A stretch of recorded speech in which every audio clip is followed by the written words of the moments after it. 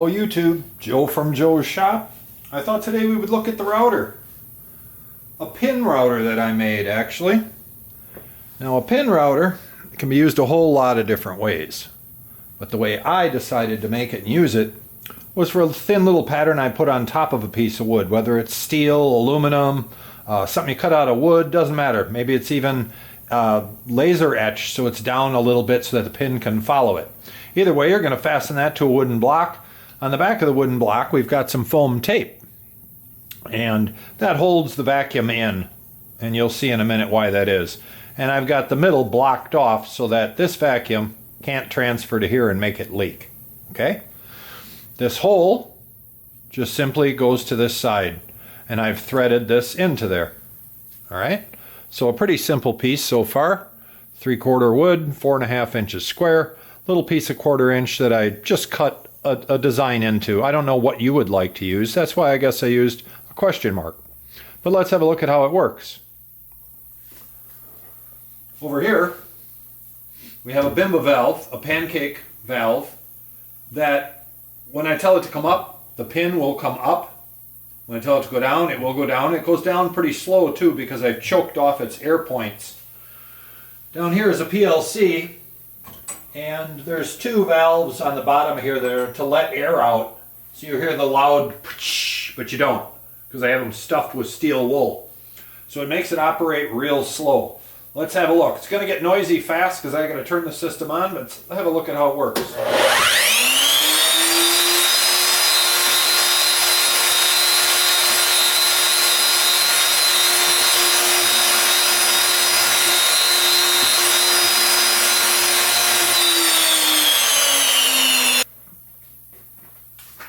This makes vacuum based on putting air very quickly past this hole. It's filtered and a vacuum comes out the end. I use that instead of tape to put pieces together. Simple as that. When you turn on this unit over here, you get a vacuum. Instantly when the piece is held down. Now I'll show you how it works.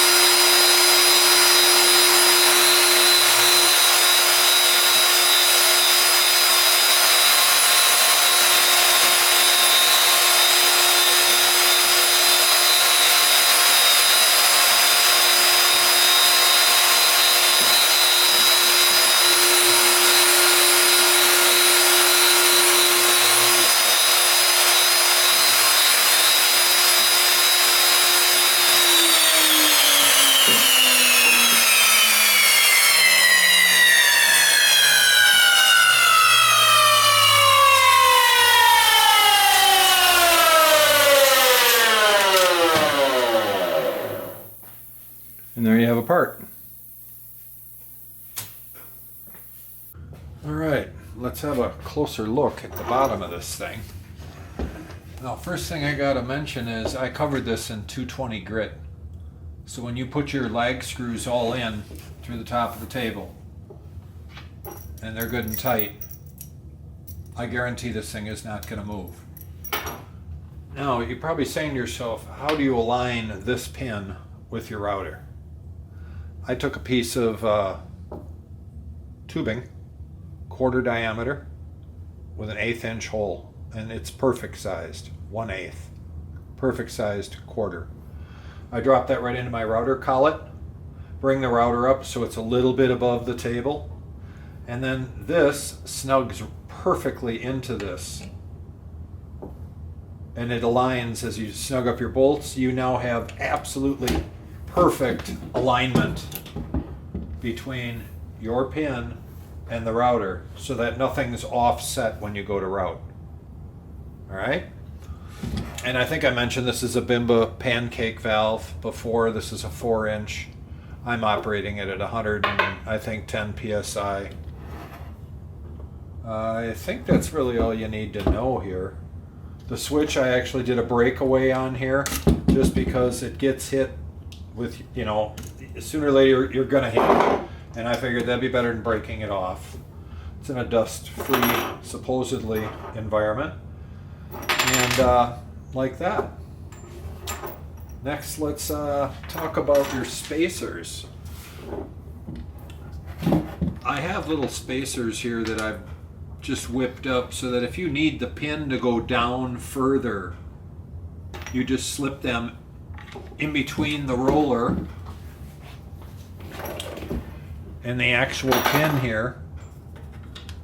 Those go in, and then it pushes it down a little further. Another thing that's cool that I gotta mention here is this is a sleeve that I had made that goes all the way down to the bottom. And I cut it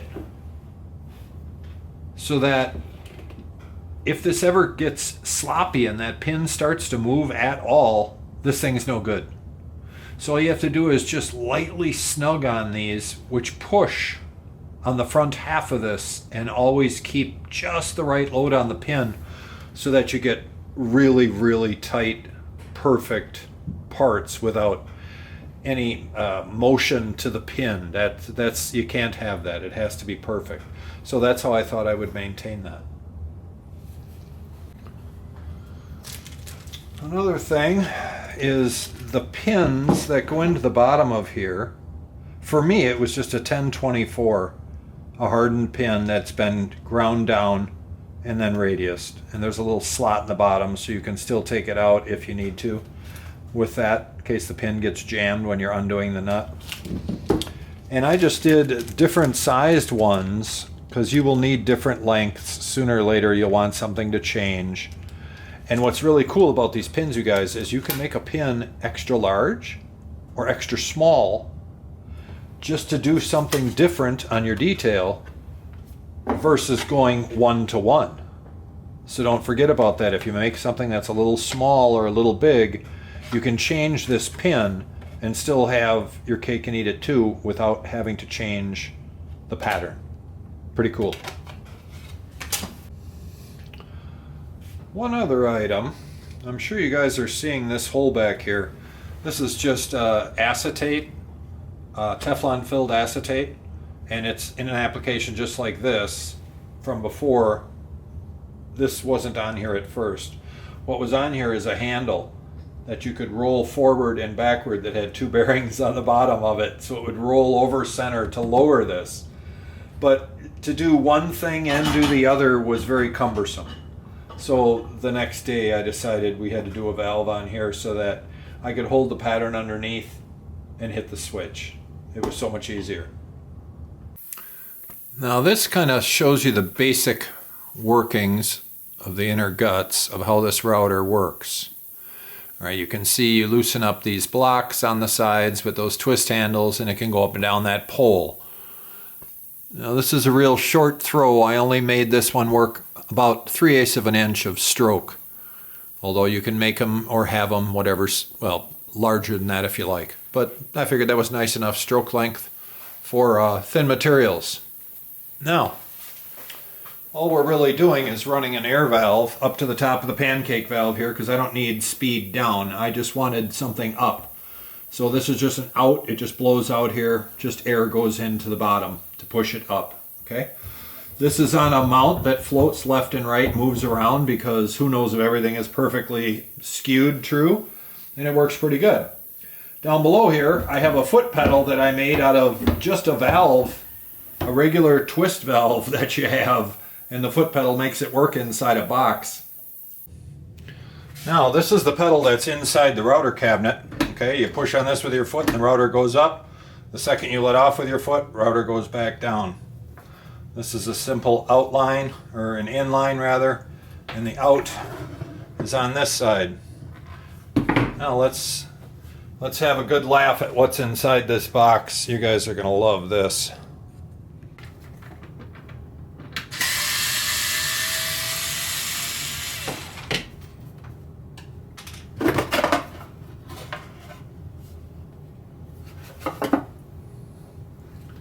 Now, shouldn't have been any dirt in here, but magic that there is. This is what's going on inside here, guys. How do you like this? Okay, that's what's going on. Hope you can see that. Serious Mickey Mouse, huh? That's all we're doing inside there with that pedal. So now you can say, oh, I probably have what's laying around that I could do that. See how the stop here? And I got another one over here. I don't know if you need them both, as long as you have the linkage right. But that's how that works.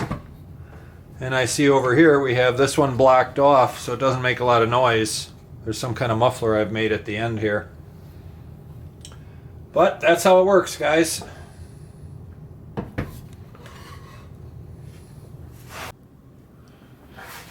Inside of here, I've trapped a roller that will run inside. And you can see I got tape up here. I just have that so it doesn't slam the end hard. Just doesn't make a lot of noise. It's kind of a soft ending, if you will. And that's basically how it goes, guys. This here, the white block you see here, is a guide. So when you're stepping on this, you don't ruin the piece of junk, real thin aluminum hinge I have in here. That's all this is for. It's just a piece of UHMW. But there you have it. A foot switch that cost me nothing to make. I didn't know how else to make it. I didn't have another PLC to use, so I'm like, well, here's what we're using. Okay, I thought I'd also share a homemade dust chute that I put together. This is just simply 1/4 inch polycarbonate, 12 inches wide, 6 inches high, 5 inches deep.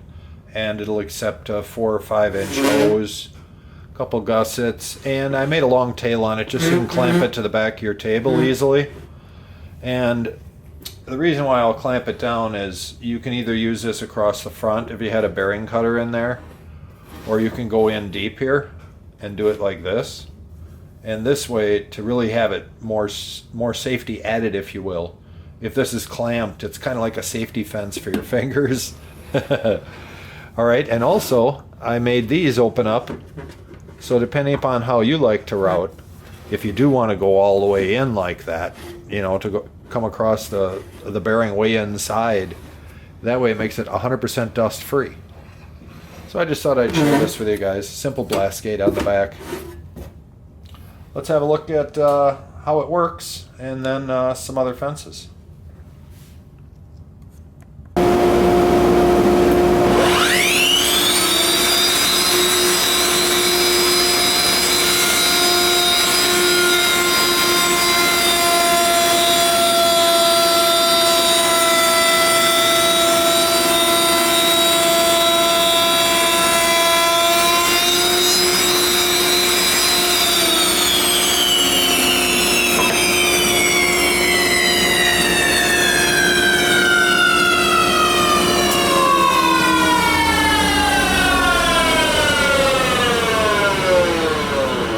Well, there you have it. Completely dust free. And there's absolutely nothing on the table. If I can zoom out here and have you look. We have nothing on the table, not even a... It's clean. That is awesome. This piece here is about as simple as any project could get. It's just a piece of plywood, and on the front of it I have a piece of aluminum. Now you could do it with 90-degree angle and just screw it right down from the top. And the idea is, if you have a piece of plastic or whatever you have that needs to be re-squared back to a 90 or put it in an angle, you tape this piece down with two-phase tape and just run it through the router. And it has a butter smooth finish on it instantly because it's got that aluminum edge for your bearing to ride on. Works pretty sweet. Let's have a look at a different type of fence next. Next, this is another handmade fence. This is really simple too. You got a couple blocks of wood at the end, and I simply make the blocks of wood so that this is the thickness of the table. And when you're all said and done, all you do is just add a washer underneath to add the travel to this thing, and it's all set. Very simple, easy to build. Anyway, that works pretty nice too. And let's have a look at one more. And last but not least, an adjustable fence. A little something I whipped up out of just some MDF. You have these pieces that go in and out, so you can get real tight to your bit. And you also have the whole portion here that comes in and out. And the idea there is you'll never have a step in your part as you're machining something off. Just another toy for the table.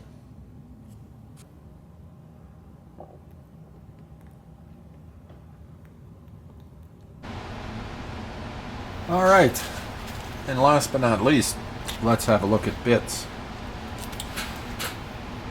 This is the typical bit you guys are going to use, probably a 1/4 inch like this or a 1/2 inch follower bit on a normal router.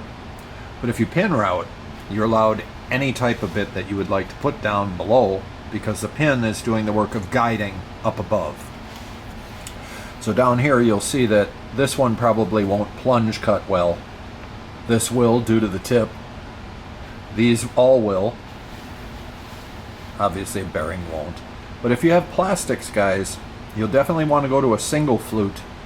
Likely, if it's like styrene, something that melts easy. Otherwise you can use a 2 flute. But a nice big gullet is something that'll keep the stuff that melts still ejecting without melting. Maybe you need a little air movement while you're doing it too. But if you have a burr on there, these are up and down helixes. This one, as it spins, is going to shoot your chips this way, and this one, as it spins, it's going to pull your chips down towards the base of the collet. Both available both ways in 1/8 inch and 1/4. But just pay attention to what you have for cutting at the tip. These here are no good. Sure, they do work, but this is slow boat to China and doesn't do a really good job at making a hole. If you want to make holes, to not just start your cut, but to, let's say, pinprick a hole, this kind of stuff is the best, for sure. Okay? So other than paying attention to chip extraction, you know, what you have left, because this is the smallest amount that you'll ever see of carbide on these little cutters. That little, less than a millimeter, won't allow good chip extraction. So cutters using this type of cutter will melt plastics most of the time. Using something that has a bigger gullet is where you want to be. And again, using a pin router, now you can use any of these cutters you want. And if you want a really small radius, you can have your cake and eat it too. So it's pretty neat to be able to do this. Alright you guys, that's all I have for today. If you liked the video, let's see some thumbs up. Let's get those comments started down below. Makes the algorithm all click for YouTube. Thanks guys, we'll talk to you.